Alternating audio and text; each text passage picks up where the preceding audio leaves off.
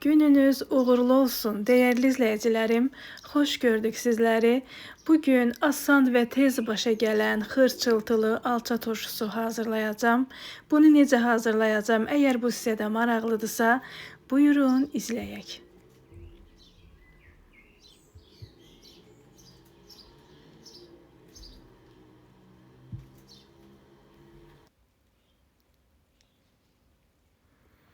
İlk öncə nə edirəm? Alçaları təmiz-təmiz yuyuram. Qeyd edim ki, alçalar Göyçə alçasıdır. Bu dəfə alıb hazırladım. Həmişə rayondan gələni hazırlayırdım. Bu dəfə onu gözləmədim. Düzdür, rayondan gələni də hazırlayacağım.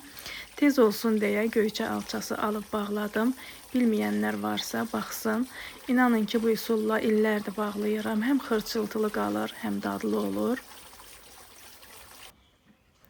Öz həyətimdən tam təbii, təzə-təzə nanələrimdən də yığıram. Əziyyətə dəyər verən, videolarımı izləyən, bəyənən, şərhlər yazan hər kəsə öncədən təşəkkür edirəm. Allah razı olsun deyirəm. Alça turşumuza nə əlavə edirəm? Qara dənəvər istiot, hər bankamıza bir diş sarımsaq. Siz istəsəz sarımsağı artıra da bilərsiniz. Və hər bankamıza bir qanat nanə əlavə edirəm. Siz istəsəz dəfnə yarpağı da əlavə edə bilərsiniz.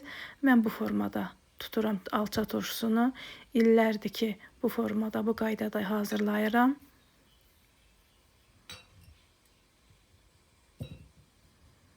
Dediyim kimi, asan və tez başa gələn artıq alçalarımızı da bankalara yığıram.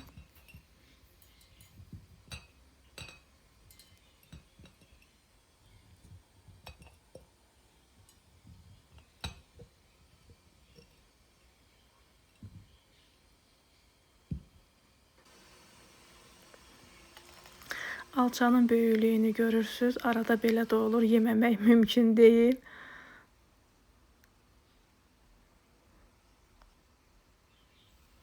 Və hər bankamıza bir yemək qaşığı duz əlavə edirəm.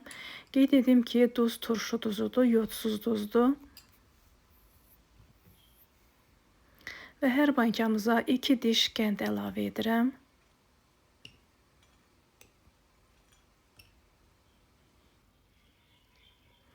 Və üzərinə qaynanmış qaynar su əlavə edirəm.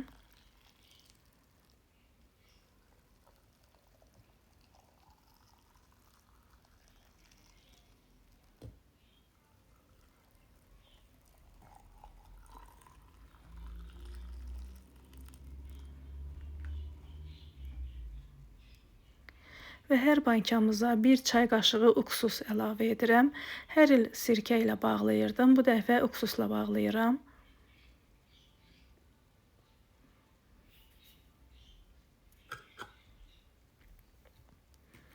Və ağızlarını bərk-bərk bağlayıram. Qapaq da təzə olmalıdır ki, hava çəkməsin.